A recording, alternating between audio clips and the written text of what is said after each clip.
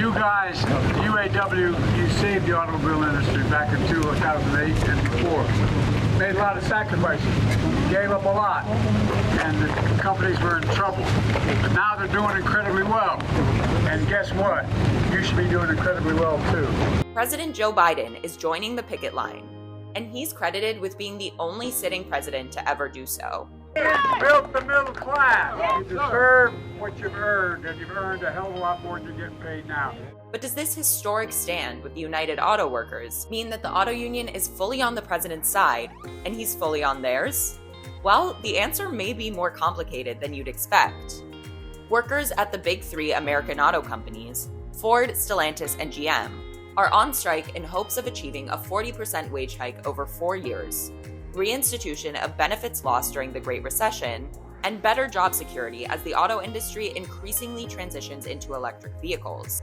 The strike began on September 15th with 13,000 workers walking out of 3 plants, but has already been extended to 18,600 workers across 38 different locations, about 13% of the union's total membership. And while first and foremost these negotiations directly impact the lives of workers and local economies, I don't know how I'm gonna survive, but I'm gonna do it. I'm gonna be out here striking. We're gonna be here as long as we can, until we get what we deserve. It's time. the union action has also turned into a contentious political land grab. Union votes are important votes. Union workers have historically sided with Democrats who have supported their cause. As Democrats have been increasingly associated with coastal elites, those allegiances have shown signs of dwindling. As we said, our endorsements are going to be earned. It would drive me nuts as a worker to just watch sometimes we just endorse people and there's really no body of work behind that. And we can't be taken for granted no more. Workers shouldn't allow themselves to be taken for granted. And while President Biden has voiced his support for the strikes, the union has not yet given him an endorsement. Basically, this means that there may be thousands of votes potentially up for grabs by either political party, in key swing states including Michigan and Wisconsin, depending on how candidates handle this strike. Biden has referred to himself as the most pro-union president in American history. That's why in America I'm proud that my administration is characterized as the most pro-union administration in American history. No, I really think. And let me be clear, whether it's the auto workers or any other union worker, record corporation profits should mean record contracts for union workers. So why isn't this a slam dunk for him? Well, as the president, he's in a position where he needs to balance a few more interests than that broad statement suggests. While Biden has publicly expressed his desire that workers' pay increase and sided with the strikers, he's also being held responsible for the health of the American economy. Any local or broad recessions that could potentially happen as a result of the strikes are likely going to be credited to his leadership. So it's also in his best interest that the strike be resolved relatively quickly. I do appreciate that the parties have been working around the clock. And when I first called them at the very first day of the negotiations, I said, please stay at the table as long as you can to try to work this out. And they've been around the clock, and the companies have made some significant offers. But I believe they should go further to ensure record corporate profits mean record contracts for the UAW. Let me say that again. Record corporate profits, which they have, should be shared by record contracts for the UAW. And just as we're building an economy of the future, we need labor agreements for the future. It's my hope that the parties can return to the negotiation table to forge a win-win agreement. Biden's policies throughout his term in the White House have generally been in favor of unions and improving workers' conditions. To name a few, the president has proposed infrastructure plans that expand union jobs, ousted the Trump-era head of the National Labor Relations Board, established a task force on worker organizing and empowerment, and raised the federal minimum wage to $15. However, Biden has been criticized by strikers, including UAW President Shawn Fain, for not siding with the workers aggressively enough. And the president has also broken with the UAW in the past over electric vehicles, which is likely a significant reason that the union has still failed to endorse him. Electric vehicles mark an existential threat to many auto workers who fear that the industry shift may put them out of a job permanently. In addition to making some traditional auto manufacturing jobs obsolete, assembling EVs is generally considered to be a less labor-intensive process, which may require fewer workers in general. That being said, The batteries that power electric vehicles aren't that simple to make and may actually be a significant source of potential employment for current auto workers. But the problem is that other countries, such as China, started investing in the technologies behind these types of batteries much earlier than the US did. And between the better technology and cheaper labor costs, so far, most EV battery production has been outsourced. To combat this, the Biden administration helped fund the development of some EV battery plants in the US. That sounds good, right? So where does this end up being at odds with UAW goals? Well, the president did not stipulate that the jobs in these plants would be union jobs, and the workers hired there were paid less than they would be in union positions. And as the industry stares down the barrel of a looming pivot to EVs, they want to be assured that they will not be moved into worse paid jobs with fewer protections. UAW President Shawn Fain responded to this move angrily, saying, "These companies are extremely profitable and will continue to make money hand over fist, whether they're selling combustion engines or EVs. Yet the workers get a smaller and smaller piece of the pie. Why is Joe Biden's administration facilitating this corporate greed with taxpayer money?" However, after meeting with the president throughout the summer, Fain seems to have adopted a more positive attitude, saying, "We are glad to see the Biden administration doing its part to reject the false choice between a good job and a green job. This new policy makes clear to employees that the EV transition must include strong union partnerships with the high pay and safety standards that generations of UAW members have fought for and won."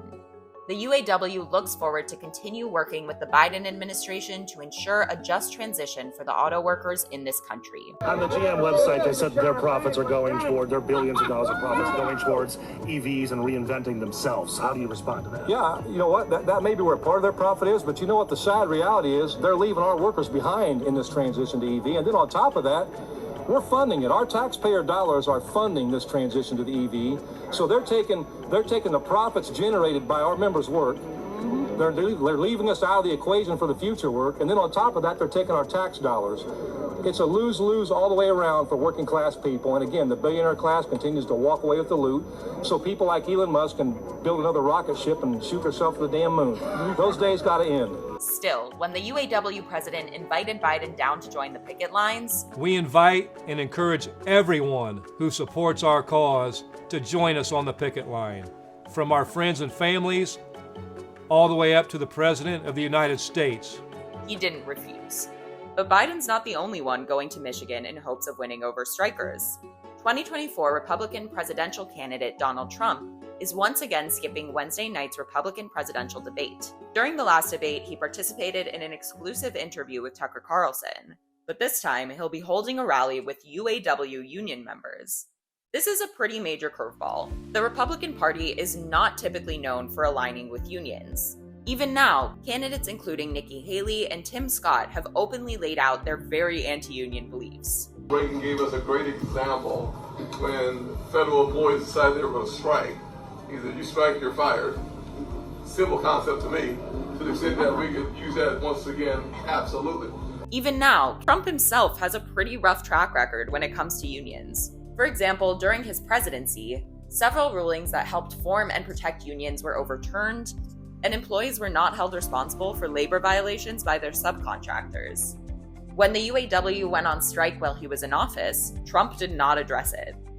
UAW President Fain has previously voiced his strong dislike for the former president, calling his potential election disastrous. I don't think the man has any bit of care about what our workers stand for, what the working class stands for. He serves a billionaire class, and that's what's wrong with this country.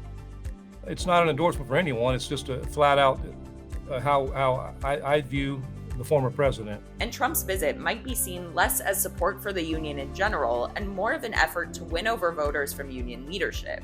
Let's talk about the economy. And I want to start by talking about this big standoff between the auto workers and the big three auto manufacturers. My question for you, Mr. President, whose side are you on in this? I'm on the side of making our country great. The auto workers are not going to have any jobs when you come right down to it, because if you take a look at what they're doing with electric cars are going to be made in China. The auto workers are not going to have any. I'll tell you what, the auto workers are being sold down the river by their leadership, and their leadership should endorse Trump. The reason is, you got to have choice. Like in school, I want school choice. I also want choice for cars. If somebody wants gasoline, if somebody wants all electric, they can do whatever they want. But they're destroying the consumer, and they're destroying the auto workers. The auto workers will not have any jobs, Kristen, because all of these cars are going to be made in China. The electric cars automatically are going to be made in China. Rather than focusing on the strike itself, Trump is primarily pushing the idea that Biden will make sure that EVs take over the auto industry in efforts to help mitigate car emissions and their role in worsening climate change. He's saying that all traditional manufacturing jobs will go over to China when that transition happens. But given all the facts we do know about EV production, this seems to be a bit of a gross overstatement and does not address many of the strikers' key demands. This approach may, however, help distract from Trump's own shoddy background when it comes to unions, and win over votes from those afraid that new technology might threaten their jobs. Though this political fight is currently taking center stage, striking workers are focused on improving their quality of life and surviving this time of unemployment and tightened finances. Every dollar, every cent is accounted for, whether it goes for food, electric, gas, rent. It's ketchup and hot dogs instead of having ketchup, hot dogs, and applesauce. You know, it's just like, it's like one less thing on the plate.